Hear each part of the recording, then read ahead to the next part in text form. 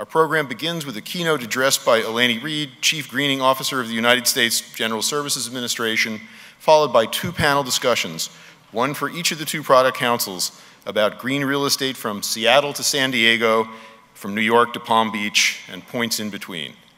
Now it gives me great pleasure to introduce our keynote speaker, Eleni Reed, the Chief Greening Officer of the United States General Services Administration's Public Building Service, who joined GSA on June 7th of this year. GSA is using sustainability as a platform for transformation and innovation, and you may have heard our administrator, Martha Johnson, talk about her challenge to GSA to achieve or to strive for zero environmental footprint.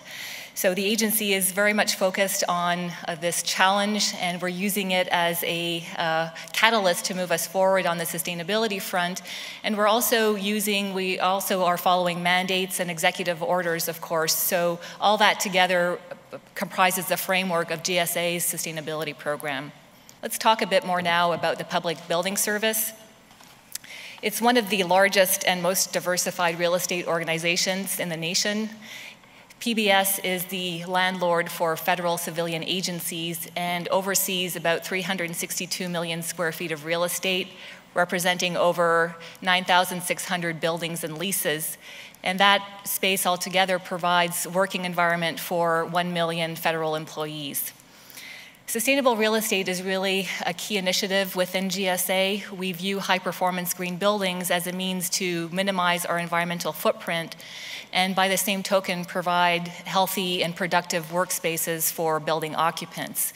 We also look at sustainability through the various life cycles of real estate and are focused at looking at this throughout the life cycle. One of the important frameworks that we're working under is the Executive Order on Federal Leadership for Environmental, Energy, and Economic Performance that was recently signed into law by the administration. And it builds on previous executive orders and mandates, but really sets aggressive targets for greenhouse gas reductions. In addition, it sets bold goals for reducing energy, water, and waste, along with targets for achieving high-performance green buildings, as well as federal siting policies for new construction. GSA is really linked to the entire government through both its real estate and procurement arms, and really is looking to use that as a platform to engage other agencies and government at large in influencing downshifts across government. Let's talk a bit now about how what GSA does impacts the private sector. Leasing is an important part of our portfolio. We recently reached a tipping point where leased space in the commercial real estate sector is over 50% of our total portfolio, representing about 184 million square feet. In terms of green requirements for our leased portfolio, they apply to both leased constructs as well as leased space in existing buildings. And for lease constructs, we have requirements to build to LEED NC Silver, as well as to achieve the Design to Energy Star label. And for leases in the existing buildings, we have mandatory sustainable tenant fit-out through our green lease clauses that are embedded in our solicitation for offer. A new requirement that's coming up in December, mandated through ESA of 2007, will be for leases over 10,000 square feet will have to be located in a building with an Energy Star label. There are a few exceptions to that, but you can see that a lot of space that GSA is occupying is on the commercial real estate side, so that will affect commercial building owners, and brokers will also be interested in this. In terms of new construction, for architects, engineers, and general contractors, this is probably no news to you. We've had standards for new construction for a long time. So the requirements for new construction are to build to LEED Gold. It was formerly LEED Silver. Now our requirement is LEED Gold. And we also are looking for the Design to Energy Star label.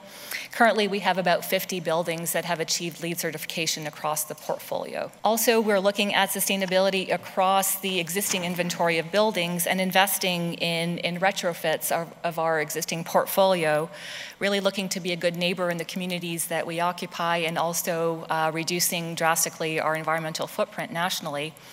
So we have portfolio-wide strategies to reduce energy, water, and waste, and also a number of targets to hit certain numbers of high-performance green buildings in the portfolio.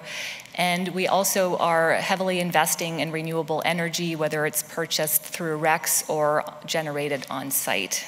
Another example of how we intersect with the private sector is in urban development and sustainable siting.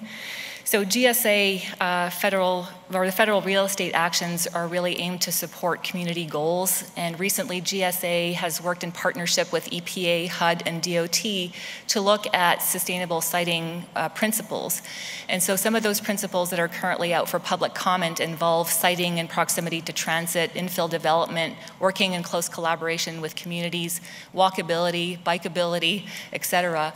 And the example that's shown on the slide here is an example of how GSA worked with a client agency, in this case IRS, to redevelop a brownfield site in an area that was underdeveloped but located close to an area that had planned transit and really served as a catalyst for downtown revitalization. GSA worked in partnership with its client agency, local communities, businesses, and local residents.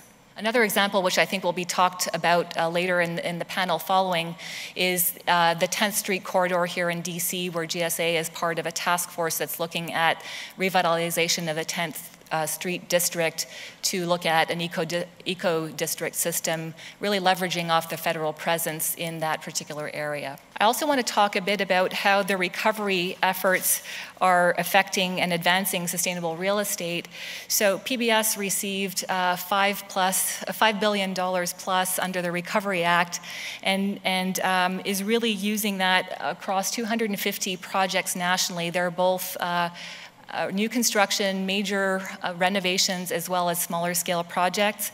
And the idea from GSA's perspective with the recovery funding was to revitalize communities, to get people to work, but also to transform our existing inventory into a high performance green building inventory.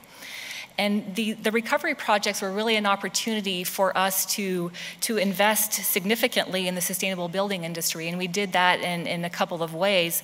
One of the ways was to leverage the investment to become a green proving ground, so to try new technologies and to help market transformation in that area, to transform, like I was saying earlier, our existing stock into high-performance green buildings, to target those buildings that were high consumers of energy and transform them into buildings that would be more environmentally efficient, as well as to invest in clean energy. One of the initiatives that is near and dear to Commissioner Peck's heart is the Green Proving Ground. I talked about this earlier.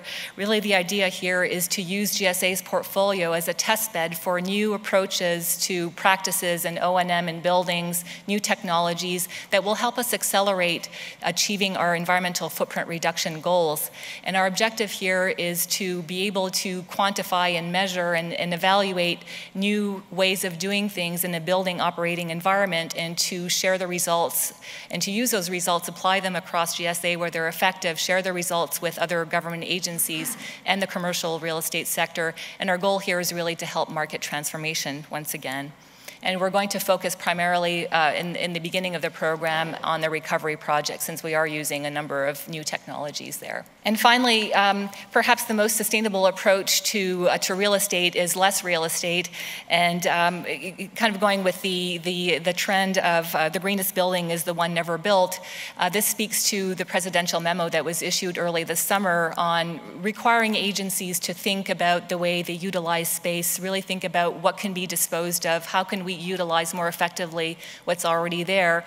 And this is really leading to a push to rethink the way space is utilized, to think about energy efficiency, and to think about new ways of work and alternative workplace strategies.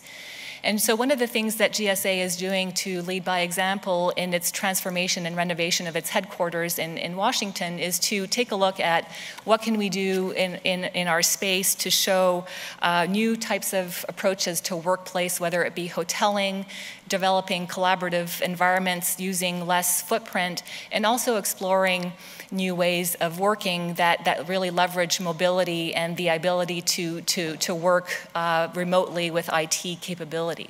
And in closing, in terms of what the outlook is for green real estate from a GSA perspective, I would say that with the executive order on sustainability, really the sustainability has become a core mission of every federal agency. And what we're doing at GSA is looking at reducing our overall environmental footprint and working very collaboratively with our client agencies. And our approach, I would say, is three-pronged. One is to continue to use the greening of our portfolio as a strategy to minimize our footprint. The second is to really look at how can we explore new technologies and new ways of doing things to accelerate where we want to be. And thirdly, I think is a shift in corporate and in real estate models where we're looking more at alternative workplace strategies, how to utilize space more effectively, and that leads to thinking more outside of the building than inside. So what is it that we can do using mobility to work remotely, telework, and perhaps reduce our real estate footprint altogether? And with that, I can't wait to hear the next panel, and thank you.